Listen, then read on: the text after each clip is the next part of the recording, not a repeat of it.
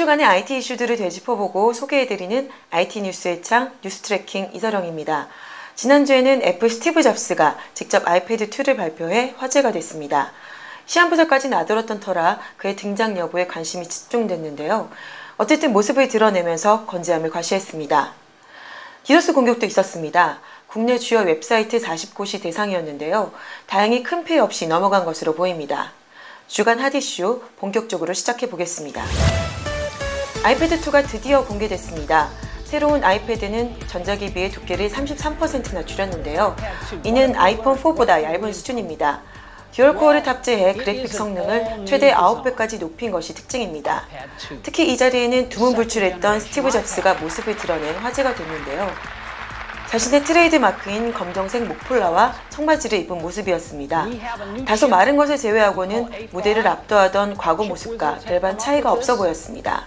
한편 미국을 제외한 1차 출시국에 우리나라가 빠져 있어 실망감을 불러일으키기도 했습니다.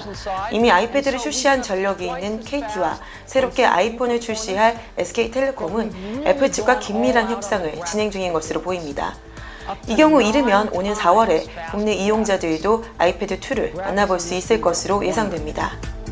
지난 2009년 7월 7일 국내 인터넷 세상을 발칵 뒤집었던 분산 서비스 거부 디도스 공격이 재현됐습니다.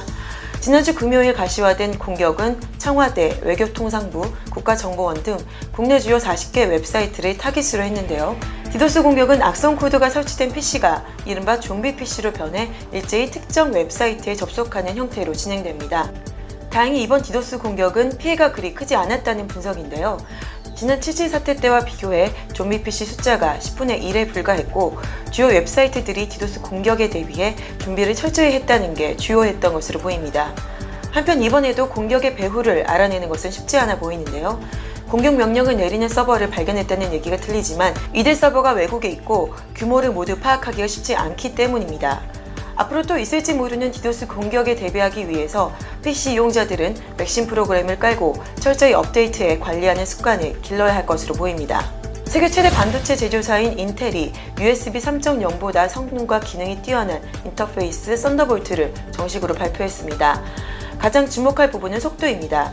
USB 3.0의 2배로 풀 HD급 영화 한 편을 전송하는데 불과 30초밖에 걸리지 않는다고 합니다. 특히 썬더볼트는 최근 발표된 애플의 맥북 프로에 처음으로 적용돼 화제가 되기도 했습니다. 데이터 전송 인터페이스와 HD 비디오 연결을 단일 케이블로 합쳐 제품 크기를 크게 줄일 수 있었다고 하는데요. 향후 썬더볼트가 USB의 자리를 대신하게 될지 관심이 집중되고 있습니다.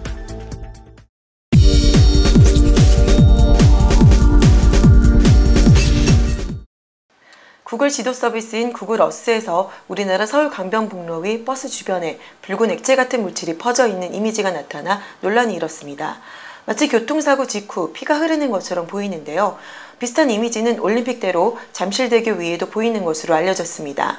어째 으스스한 느낌을 주지만 실상은 이미지 처리상 문제가 아닌가 하는 예측에 힘이 실리고 있습니다.